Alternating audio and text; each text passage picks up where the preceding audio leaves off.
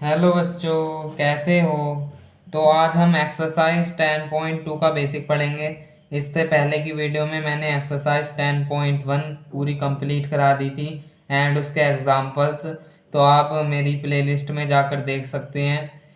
तो आज हम ये करेंगे एक्सरसाइज 10.2 का बेसिक। तो सबसे पहले हम पढ़ेंगे सदिश को घटक के रूप में लिखना। जैसे मेरा पास कोई सदिश है, सदिश पढ़े थे हमने, जिसकी डायरेक्शन होती है, मैग्नीट्यूड होता है। तो सदिश को घटक के रूप में लिखना, ये पढ़ना है हमें। अब सदिश को घटक के रूप में हम कैसे लिखेंगे, तो भाई देख लेते हैं, एक फिगर की मदद से समझ लेते हैं।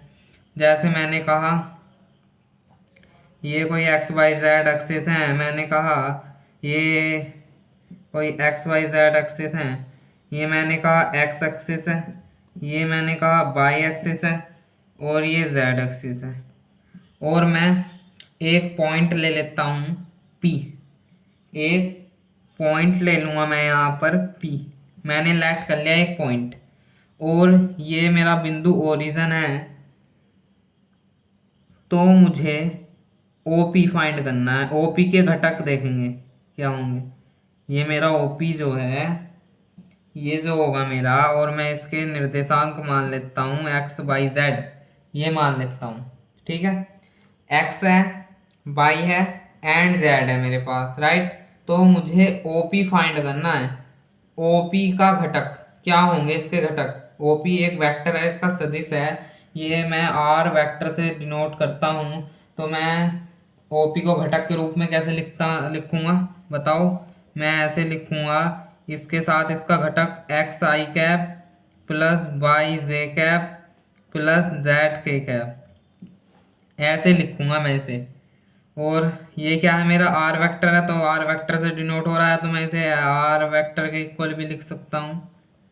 ऐसे लिख सकता हूँ ना मैं इसे, बोलो। तो ऐसे लिखा जाएगा, मेरा कोई भी मेरा सदिश है उसको घटक के रूप में वहां पर आई लग जाएगा। आई कैप जे कैप और के कैप जहाँ जाते हैं ना, उसको सदिश के घटकों के रूप में लिखा जाता है। ठीक है, ये अभी पढ़ेंगे हम थोड़ी देर में। तो अगली वीडियो में इसकी वैल्यू भी आएंगी, तो वहाँ पढ़ना। मैं आपको एक और फिगर की सहायता से समझाने की कोशिश करता हूँ। जैसे मैंने कहा ये घटक हैं, ये मैं एक्स वाई जेड एक्सिस ले लेता हूँ। ये ले लिए मैंने, यहाँ ले लेता हूँ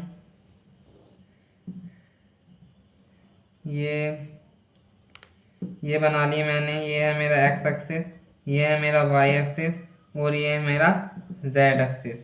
और जो एक्स एक्सिस पर निर्देशांक होंगे ना, मैं इसे एक बिंदु मान लेता हूँ ए। इस पर निर्देशांक कितने होंगे, देखो कैसे निकालते हैं निर्देशांक, कोस से निकालते हैं, कोस का फॉर्मूला लगा के। जैसे मेरा ये है, ये एक्स एक्सिस है, ये एक्स एक्सिस बाई के भी परपेंडिकुलर होगा और जेड के भी परपेंडिकुलर होगा। ठीक है, ये एक्स एक्सिस बाई के भी परपेंडिकुलर होगा और जेड के भी परपेंडिकुलर होगा। तो कोस, और ये एक्स एक्सिस जो है खुद के साथ 0 डिग्री का एंगल बनाएगा। तो कोस 0 की वैल्यू लिखो, कितनी होती है 1। तो इसके निर्देशांक होंगे 1, कोस 90 की 0 होती है। तो ये ऐसा आएगा। और यहाँ मैंने कोई बिंदु लेट कर लिया बी, और इसके निर्देशांक मैंने पूछे, तो आप क्या कहोगे 0 1 0।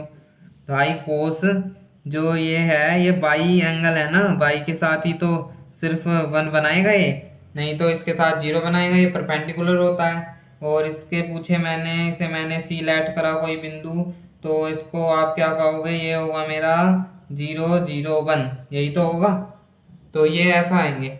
अगर मैंने इसको ओरिजिन कहा, ये तो ओरिजिन है, अगर मैंने पूछा इसके घटक कितने होंगे, ओपी, ओपी को मैं घटक के रूप में कैसे लिखूंगा, ये 0i plus 1j plus 0k। तो ये तो भाई जे आया खाली। और ओ ए को कैसे लिखूंगा, आई 1i है, और ये तो 0 हो गए लास्ट के, तो मैं आई लिखूंगा इसे। और मैं ओ सी को मैं कैसे लिखूंगा, 0i plus 0j plus 1k, सिर्फ के ही आएगा। ऐसे आ गई है। तो अब आपको समझ में आया होगा। दो फिगर मैंने समझा दिए हैं बट बहुत ही अच्छे तरीके से। एक बात याद रखना, जो ये एक्स वाई जेड होते हैं ना, ये एक दूसरे के परपेंडिकुलर होते हैं, एक दूसरे के परपेंडिकुलर होते हैं। ये तो तल पर है, ये जो एक्स एक्सिस है, मैंने एक्स एक्सिस लिए ये लिया ना, ये पेपर से बाहर की तरफ आ रहा होगा, ऐसे होगा ये, इस प्रकार से कुछ। देखो परपेंडिकुलर नहीं है, ये पेपर से बाहर कैसे बना सकते हैं हम उठा हुआ, तो ऐसे बना देते हैं, पेपर से बाहर तो आ ही नहीं सकता ये। प्रैक्टिकली समझा करो इन्हें, ठीक है। तो ये हमें सदिश को घटक के रूप में लिखना सीख लिया है हमने। अब हम एक सदिश का परिमाण ज्ञात करना सीखेंगे, किसी भी सदिश का परिमाण कैसे ज्ञात करा जाता है। तो भाई हेडिंग डाल लो, यहाँ बता देता हूँ मैं। किसी भी सदिश का परिमाण ज्ञात करना। तो ये सीखेंगे हम, किसी भी सदिश का परिमाण ज्ञात करना। तो भाई सीख लो भाई।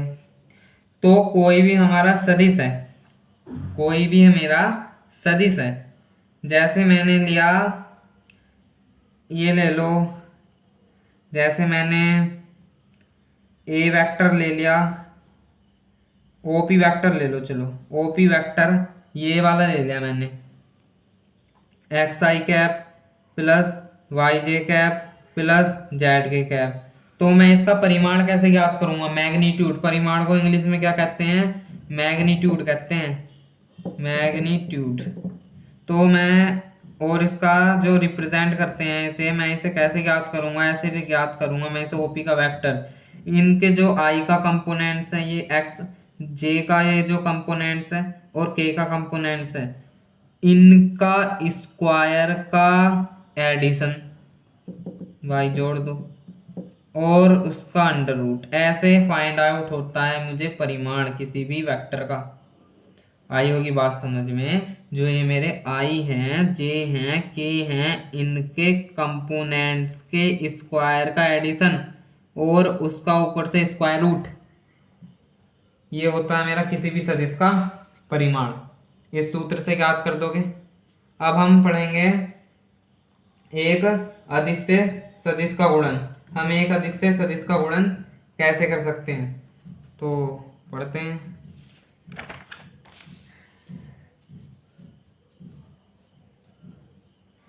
तो हेडिंग डाल लो, यहाँ हेडिंग डाल लीजिए, एक अदिश लैम्डा ले लो, क्या ले लो, लैम्डा ले लेता हूं मैं। एक अदिश लैम्डा से किसी सदिश में गुणन, ये करेंगे अब हम, एक अदिश लैम्डा से किसी सदिश में गुणन। तो हेडिंग डाल लो, अगर मुझे किसी भी सदिश में कोई भी अदिश है उसकी गुणा करनी है तो कैसे करेंगे। तो मैंने कोई सदिश मान लिया, जैसे मैंने ये लिया, ए वेक्टर ले लिया, A1 आई कैप प्लस A2 जे कैप प्लस A3 के कैप, ये ले लिया मैंने A1, ए वेक्टर ले लिया। अगर मुझे लैम्डा की गुणा करनी है तो मैं हर एक टर्म में करूँगा, इस वाले टर्म में भी करूँगा, आई के कंपोनेंट्स में भी होगी, जे के कंपोनेंट्स में भी होगी और के कंपोनेंट में भी होगी। कैसे होगी, लैम्डा A1 आई कैप प्लस लैम्डा A2 जे कैप प्लस लैम्डा A3 के कैप, ये होती है मेरी एक अदिश की सदिश से गुणा। अब ये टॉपिक समझ में आया होगा। हेडिंग डाल लो, दो सदिशों का योग, दो सदिशों का योग फल डाल दो, ये हेडिंग डलेगी। कोई भी हम दो सदिश मान लेते हैं, जैसे मैंने कहा A1 वेक्टर और B1 वेक्टर, ये ले लिया मैंने। A1 वेक्टर को मैंने कहा, क्या कहा, या फिर ऐसे ले लो, A1 वेक्टर से ले लिया, तो अलग अलग मानने की कोई ज़रूरत नहीं है मुझे, A B वेक्टर ले लो, कैसे ही ले लो।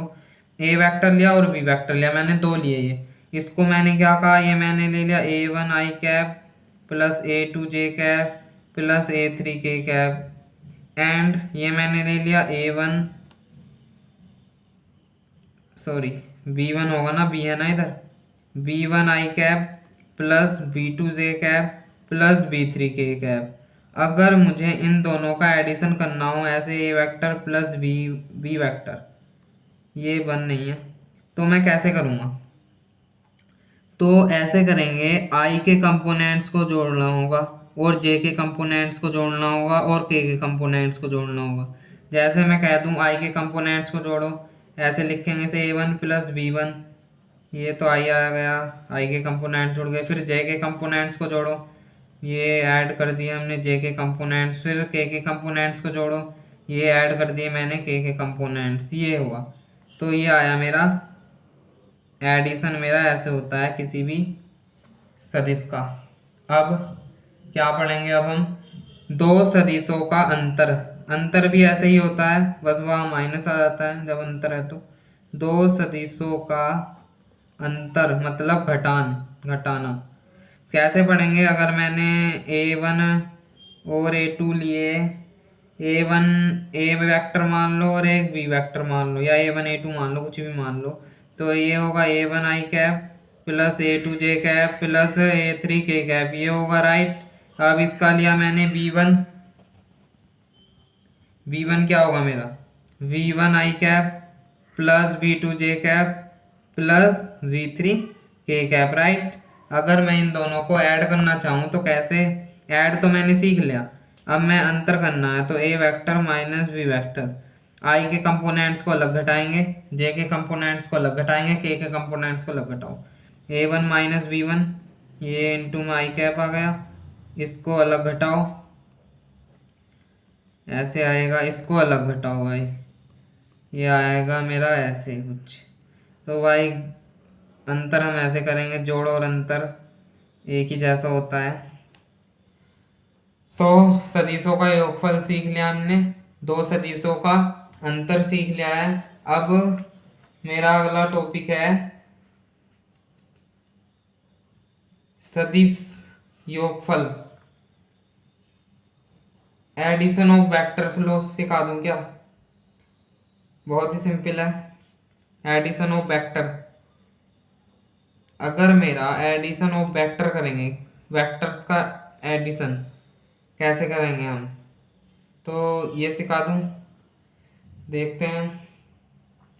देखो, जैसे मैंने कहा लॉ से सीखना है, मुझे प्रूव करना है, ये ट्राइंगल ऑफ लॉ पढ़ा होगा फिजिक्स में क्लास 11th में, वेक्टर का ट्राइंगल ऑफ लॉ, तो वैसा ही है। तो हेडिंग डालो, एडिशन ऑफ वेक्टर्स, ये डालो। तो भाई मैंने मान लिया ये कोई एक लड़का है, कौन है? लड़का है। ये पहले ऐसे चलता है भाई, कैसे चलता है? ऐसे, और फिर चल रहा है ऐसे, पहले चल रहा है ए से बी तक, ए से बी तक चल रहा है, फिर चल रहा है बी से सी तक, और मैं इसे, कोई लड़का बी से सी तक जाता है, राइट।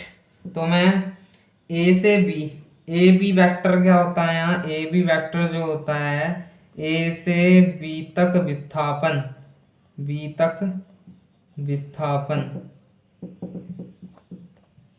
विस्थापन, ठीक है, फिजिक्स में पढ़ा होगा विस्थापन।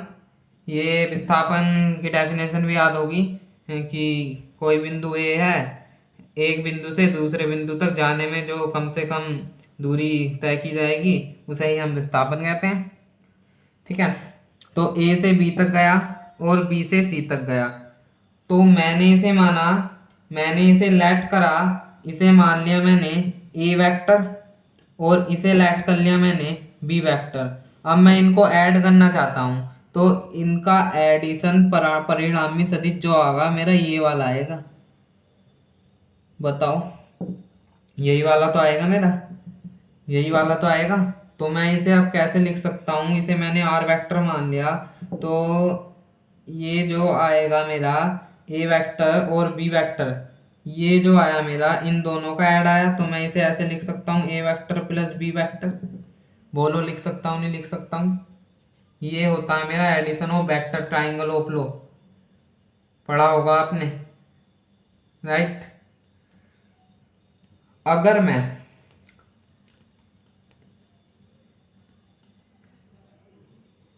क्या कर दूं, इसे आर मान लूं, आर मान लूं, इस वाले को रिएक्टेंट है ना ये, तो मेरा आर वेक्टर किसके इक्वल होगा, ए वेक्टर प्लस बी वेक्टर के। बोलो होगा नहीं होगा?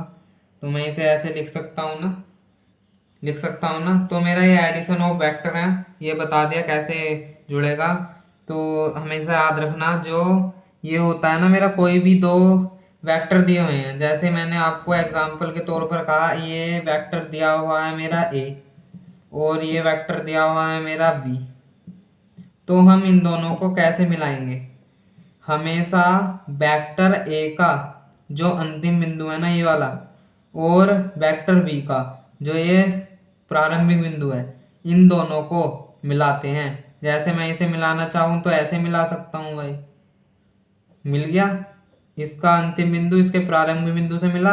अब या ऐसे मिला सकता हूँ मैं, ऐसे नहीं मिलाना मुझे तो मैं ऐसे मिला सकता हूँ, ये ऐसे करके कुछ, तो इसका अंतिम बिंदु इसके प्रारंभिक बिंदु से मिल गया। ये मेरा ए वेक्टर है, ये बी वेक्टर। तो ऐसे करना है, बिल्कुल भी रट्टा नहीं लगाना है, ये याद रखना, नोट लिख लो, नोट लिख लो जो मैंने अभी बताया। तो ऐसे करते हैं हम। हमने सदिशों का योगफल सीखा है अभी, और अब हम पढ़ेंगे नेक्स्ट टॉपिक।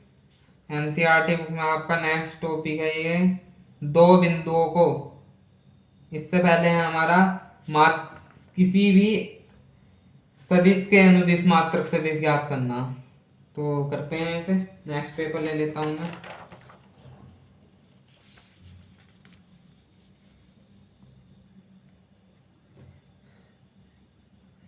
तो हेडिंग डाल लो, क्या हेडिंग डलेगी, किसी भी सदिश के अनुदिश मात्रक सदिश ज्ञात करना।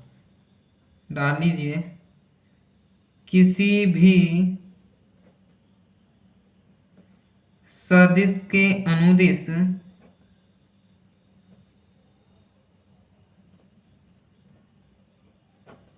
मात्रक सदिश ज्ञात करना। तो हम किसी भी सदिश के अनुदिश मात्रक सदिश ज्ञात करेंगे। तो करते हैं, कोई भी सदिश है उसके अनुदिश मात्रक सदिश। मैंने कहा कि ए वेक्टर कोई सदिश है, मैंने कहा ए वेक्टर कोई सदिश है, ये मैंने मान लेता हूँ A1 आई कैप प्लस A2 जे कैप प्लस A3 के कैप, ये लैट कर लिया मैंने। ये वेक्टर कोई सदिश है, मुझे इसके अनुदिश मात्रक सदिश ज्ञात करना है। और मात्रक सदिश को किसी भी, अगर हम सदिश के अनुदिश मात्रक सदिश ज्ञात करना हो ना, उसे हम हमेशा रिप्रेजेंट करते हैं उसके ऊपर कैप लगा के। जैसे मुझे ये निकालना है, तो एक ए के अनुदिश तो मैं ए कैप कहूँगा। तो इसका एक फॉर्मूला होता है, ए कैप किसके इक्वल होगा, ए वेक्टर अपॉन मॉड ए के, इसके इक्वल होगा। ये होता है इसका फॉर्मूला, इसे याद रखना। ए कैप किसके इक्वल होगा मेरा, ए कैप इक्वल होगा ए वेक्टर अपॉन मॉड ए के। अब मैंने आपको किसी भी सदिश का मॉड निकालना सिखाया था, मैग्नीट्यूड, उससे तो प्रदर्शित करते हैं इसे, मैग्नीट्यूड निकालना सिखाया था। तो देखो इसका मैग्नीट्यूड कैसे निकलेगा। तो यहाँ से मॉड ए अगर मैं निकालना चाहूँ तो कैसे निकलेगा, आई के कंपोनेंट्स का स्क्वायर प्लस जे के कंपोनेंट का स्क्वायर प्लस के कंपोनेंट का स्क्वायर और ऊपर अंडर रूट, ऐसे निकलता है, राइट। तो यहाँ रख दो ए कैप, ए वेक्टर मुझे क्या दे रखा है, ये दे रखा है A1 आई कैप प्लस A2 जे कैप प्लस A3 के कैप, ठीक है। अब मैंने मॉड ए क्या निकाला है, ये मान निकाल दिया है मैंने A1 का स्क्वायर प्लस A2 का स्क्वायर प्लस A3 का स्क्वायर। राइट। अब इन इसको अलग अलग कर लो, या ऐसे ही रहने दो, ऐसे ही सोल्व कर सकते हैं, या फिर ऐसे कर लो, या फिर इसे ऐसे कर लो, a1 square plus a2 square plus a3 square का root i cap plus a2 upon a1 square plus a2 square plus a3 square का अंडर रूट, ये हो गया मेरा जे कैप। अब इसे भी अलग कर लो, a1 square plus a2 square plus a3 square का अंडर रूट, ये हो गया मेरा के कैप। ऐसे लिख सकते हैं, कैसे भी लिख सकते हैं, आपकी मर्जी। तो हमें किसी भी अंश सदिश के अनुदिश मात्रिक सदिश ज्ञात करना सीखा है। ये फॉर्मूला बहुत इम्पोर्टेंट है, क्वेश्चन आता है ये 2 मार्क्स का या 3 मार्क्स का। ये फॉर्मूला याद रखो बस, सवाल अपना आप ही सोल्व हो जाएगा। तो हमें ये भी कर लिया है।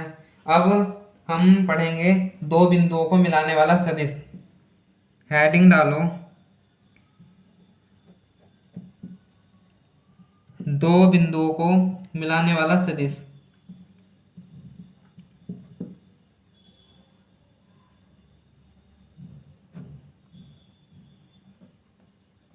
मिलाने वाला सदिश ज्ञात करना। क्या पढ़ेंगे, दो बिंदुओं को अगर कोई मिला रहा है तो वो जो सदिश आएगा उसे कैसे ज्ञात करेंगे हम। फिगर बना लो भाई, बहुत ही बढ़िया तरीके से समझाऊंगा, पूरे यूट्यूब पर कोई नहीं समझाएगा ऐसा। तो मैं मान लेता हूँ ये एक्स वाई जेड एक्सिस बना लेता हूँ, ये एक्स एक्सिस माना मैंने, ये वाई एक्सिस माना मैंने, और ये जेड एक्सिस माना, और ये मैंने मान लिया ओरिजिन, राइट। अब एक बिंदु मानूंगा मैं P1। दो बिंदुओं को मिलाने वाला सदिश ज्ञात करना है ना मुझे। एक बिंदु मान लिया मैंने P1 और एक बिंदु मान लिया मैंने यहाँ P2। तो अब मैं कैसे करूँगा, ये जो मेरा O से P1 को मिलाओ और O से P2 को मिलाओ। मुझे क्या फाइंड करना है, दो बिंदुओं को मिलाने वाला सदिश ज्ञात करना है। दो बिंदु कौन से हैं यहाँ, ये मैंने दो बिंदु लेट करे, तो मुझे ये वाला फाइंड करना है भाई। कौन सा वाला फाइंड करना है, ये वाला। ये ऐसे है और ये ऐसे होगा और ये ऐसे होगा, राइट। तो मुझे ये वाला फाइंड करना है, P1 P2, ये वाला फाइंड करना है। और मैं इसके जो निर्देशांक है ये मान लेता हूँ मैं, ये हैं, और इसके निर्देशांक मान लेता हूँ मैं, ये हैं, राइट। x2 y2 z2, और इसके निर्देशांक मान लेता हूँ मैं x1 y1 z1 है। अब मुझे दो बिंदुओं को मिलाने वाला सदिश ज्ञात करना है, मीन्स P1 P2 ज्ञात करना है, ये ज्ञात करना है मुझे। तो कैसे ज्ञात होगा, अगर देखो यहाँ मैं ट्राइंगल ऑफ लो लगा दूँ, पढ़ा था अभी वेक्टर का ट्राइंगल ऑफ लो एडिशन, अभी पढ़ाया था मैंने जस्ट पीछे, देख लेते हैं क्या पढ़ाया था। ये पढ़ाया था, ये वाला देखो उसी प्रकार का बनना है, ट्राइंगल बनना है, देख लो ना, 3 साइड है ना इसकी, ये और ये। अब हमें ये पता लगाना है कि ये जो होगा ना, ये तो एक ही होगा भाई। जैसे मैं कहूँ, अगर मैं इसको देखूं OP2 को, OP2 किसके इक्वल होगा, OP1 और P2 के योग के बराबर होगा, P1 P2 के। क्यों होगा अभी समझा रहा हूँ, क्योंकि मैंने आपको कहा था कि जैसे ये कोई वेक्टर है, इसका अंतिम बिंदु है, कोई दो वेक्टर दे रखे हो, इसका अंतिम बिंदु ये रहा और इस वेक्टर का प्रारंभिक बिंदु, दोनों एक ही होने चाहिए। तो ये दोनों वेक्टर इसके योग के बराबर होते हैं। अब आई होगी बात समझ में। तो मैं कह सकता हूँ यहाँ से, इन दिस फिगर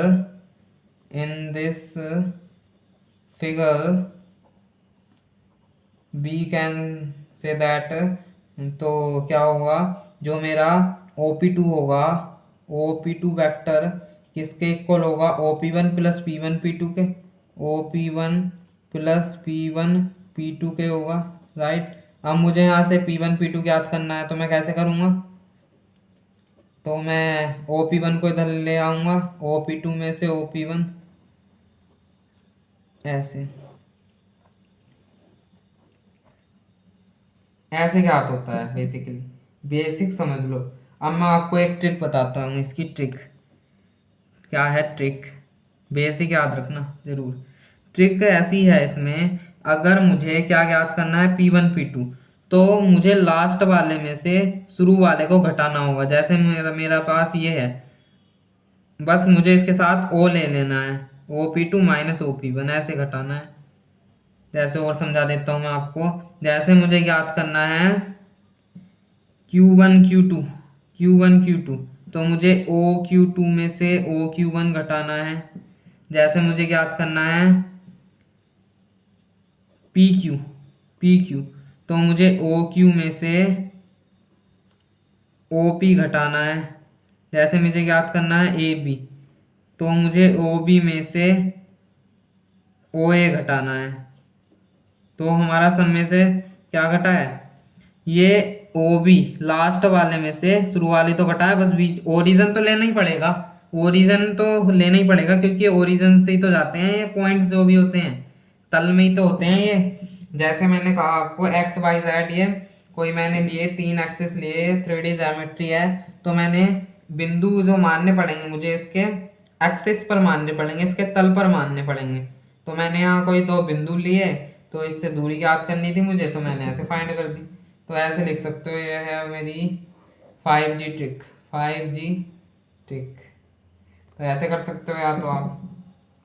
अब मेरा लास्ट टॉपिक है सेक्शन फॉर्मूला याद करना। सेक्शन फॉर्मूला क्या है, बहुत ही इंपॉर्टेंट है, सवाल आता है इसका, आना चाहिए। सेक्शन फॉर्मूला क्या है भाई, ये पढ़ा था आपने सेक्शन फॉर्मूला, अभी बताऊंगा मैं, रुको। पहले डाल लो सेक्शन फॉर्मूला, खंड सूत्र, हेडिंग डाल लो, हेडिंग डाल लीजिए खंड सूत्र। खंड सूत्र सब याद आ जाएगा अभी आपकी। इसको इंग्लिश में कहते हैं सेक्शन फॉर्मूला, और लगा लो इम्पोर्टेंट, सभी चीज़ इम्पोर्टेंट है भाई। ये है, अब मुझे ये पढ़ना है। तो ये सेक्शन फॉर्मूला कैसे होता है, अगर मैंने कहा कोई 2 वेक्टर मैंने इस प्रकार माने, ये उनका 2 वेक्टर का ओरिजिन है, ये जा रहा है मेरा एक ए वेक्टर और ये जा रहा है मेरा एक बी वेक्टर, राइट। तो मैं इसे मानूंगा ए वेक्टर मान लेता हूँ और इसे बी वेक्टर मान लेता हूँ, राइट। और मुझे सेक्शन फॉर्मूला ज्ञात करना है, तो सेक्शन फॉर्मूला आपने पढ़ा था, जो M/N 2 अनुपात में विभाजित करते थे क्लास 10th में, चैप्टर 7 में, जियोमेट्री कोऑर्डिनेट चैप्टर है करके कुछ, तो 7.2 में या 3 में आपने पढ़ा होगा खंड सूत्र, जिसमें हम MN 2 अनुपात विभाजित होते थे और उसका फॉर्मूला था अंत विभाजित और बाह्य विभाजित का। तो ऐसे ही करेंगे। तो मैं इसे मिला लूंगा, मैं इसे मान लेता हूँ बिंदु Q, इसे मान लेता हूँ P। अगर मैं P से Q को मिलाऊंगा तो क्या होगा, क्या होगा बताओ। तो ये आएगा। अगर मैं इसको विभाजित कर दूं, मैं विभाजित कर रहा हूँ इसे, इसे मान लेता हूँ मैं R बिंदु, इसे M/N में विभाजित कर रहा हूँ, ऐसे ही बनता है मेरा सेक्शन फॉर्मूला। ये फिगर बस आप याद रखना, ऐसे बनाया मैंने। सबसे पहले मैंने क्या करा, कोई बिंदु O लिया, उससे 2 वेक्टर लिए, ए वेक्टर और बी वेक्टर, फिर उसको विभाजित करना था, तो मैंने ये PQ वेक्टर खींच लिया। फिर विभाजित करना था, तो मैंने विभाजित कर दिया बीच में से, M/N में विभाजित कर दिया है। तो ऐसा फिगर बनाना है। तो इसके फॉर्मूले होते हैं, सबसे पहला फॉर्मूला लिखेंगे हम, पहला फॉर्मूला डालो, जब R PQ को अंतः विभाजित करता है, जब R PQ को अंतः विभाजित करता है, तो इसका फॉर्मूला क्या होगा, इसका फॉर्मूला कुछ इस प्रकार से आएगा, यही तो फाइंड करेंगे हम। OR वेक्टर ये आएगा मेरा m की मल्टीप्लाई b में करो, इसकी मल्टीप्लाई इसमें करो, एम बी आया। और यहाँ लगाना है मुझे प्लस, n की मल्टीप्लाई में करो तो n ए आया, और नीचे जोड़ दो इन्हें, m और n को जोड़ के लिखो इन्हें, m प्लस n आया। तो ये होता है मेरा फॉर्मूला अंतः विभाजित का, ऐसे निकलेगा मेरा ये।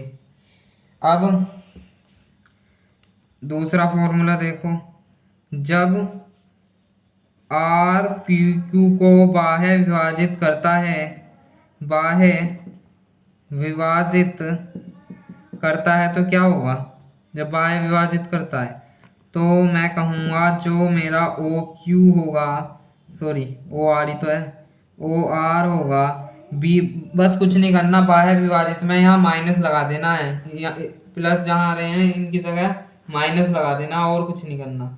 जहाँ मेरा एम बी है ये M B minus N A कर देना है, और यहाँ एम में से एन घटा देना है, ऐसे करना है मुझे। तो ये बाह्य विभाजित का फॉर्मूला होता है, ये याद रखना है। जो मेरा अंतः विभाजित होता है उसमें माइनस आता है, जो मेरा बाह्य विभाजित होता है, जो मेरा अंतः विभाजित होता है उसमें प्लस आता है, जो मेरा बाह्य विभाजित होता है उसमें माइनस आता है।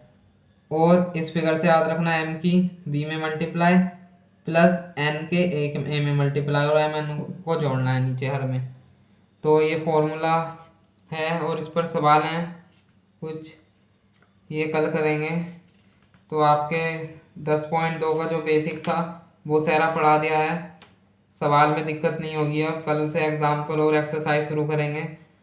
तो अगर आपको वीडियो अच्छी लगी हो तो लाइक करिएगा, और चैनल को ज़रूर सब्सक्राइब करिएगा, और फ्रेंड सर्कल में शेयर कीजिएगा, ताकि बच्चों को अधिक से अधिक पढ़ाई मिल सके।